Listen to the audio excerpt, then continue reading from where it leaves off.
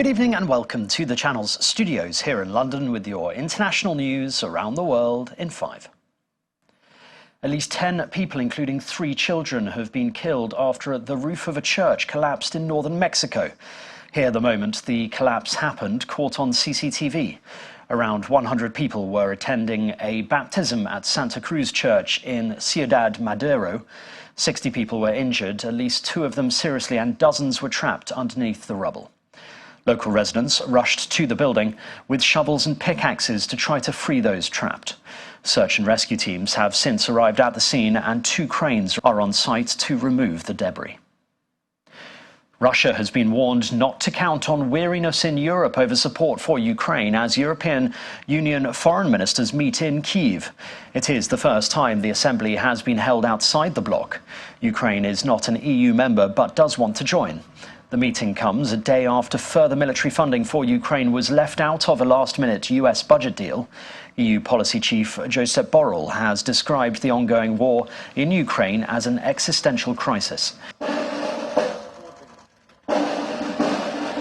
The EU has already announced more than 70 billion euros of military aid and civilian assistance for Ukraine, which is set to arrive over the next few years. It shows that our support to Ukraine not only continues, but increases, or at least by the time being the proposition on the table shows that we want to continue in increasing it. And I hope member states will decide it together with the financial perspective before the end of the year. Egypt's health ministry says 38 people have been injured in a huge fire at a complex in Ismailia. 24 people have been treated in hospital for smoke inhalation, along with 2 for burns.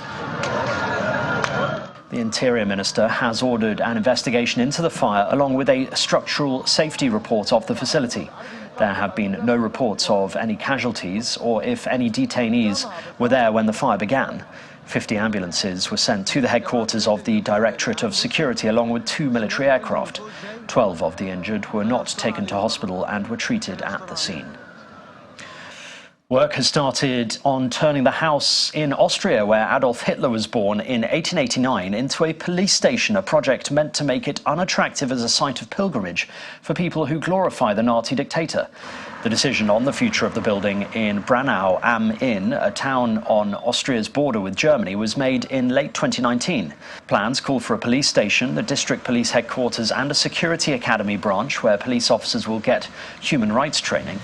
Earlier, workers put up fencing and started taking measurements for the construction work.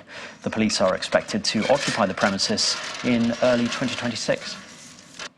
The Nobel Prize in Physiology or Medicine has been awarded to a pair of scientists who developed the technology that led to the mRNA COVID vaccines. Professors Katalin Kariko and Drew Weissman will share the prize. The technology was experimental before the pandemic, but has now been given to millions of people around the world to protect them against serious COVID-19. The same mRNA technology is now being researched for other diseases, including cancer. The Nobel Prize Committee said the laureates contributed to the unprecedented rate of vaccine development during one of the greatest threats to human health in modern times. Over almost 20 years ago, when they were investigating how the cells recognize different kinds of RNA, that basic discovery turned out to be extremely useful much later. And this is exactly how science works. And we think that, you can't have a better example of how something became useful for the whole world and for humanity. Indonesia has inaugurated its first high-speed railway, a $7.3 billion project backed by China under its Belt and Road initiative. President Joko Widodo launched the service, which connects the capital Jakarta to Bandung, a top economic hub. The railway is named WUSH, a Bahasa Indonesia acronym that translates to time-saving and reliable. Mr. Widodo has prioritized projects like WUSH to ease the country's severe traffic jams. The railway was originally scheduled to open in 2019 but was delayed due to land disputes, the COVID-19 pandemic, and a $1.2 billion overrun. And that's your international news around the world in 5. Now back to the Channel's studios in Lagos.